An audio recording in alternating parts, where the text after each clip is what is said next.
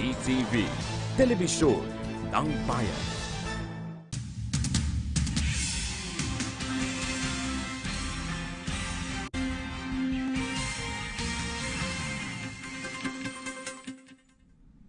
Magandang hapon, narito ang PTV News Break.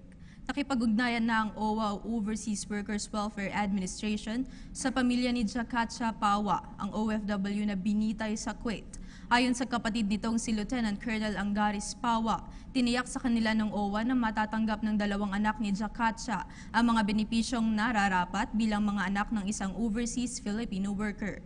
Sa huling pag-uusap anya nila ng kanyang kapatid noong bago ito bitayin, kabilin-bilinan nito na huwag nilang pababayaan ang dalawa niyang anak. Kabilang sa matatanggap na benepisyo ng mga anak ni Jakatsa ay scholarship mula sa pamahalaan at financial assistance.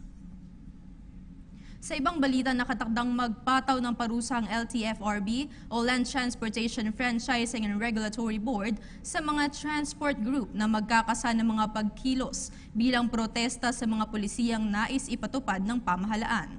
Batay sa inilabas na Memorandum Circular ng LTFRB, hindi maaaring payagan ng mga operator ng PUV o Public Utility Vehicle ang kanilang mga tsuper na makilahok sa anumang uri ng protesta. Babala pa ng LTFRB, suspensyon o pagkatanggal ng prangkisa at multa ang posibleng kaharapin ng mga transport group na lalabag sa kautusan.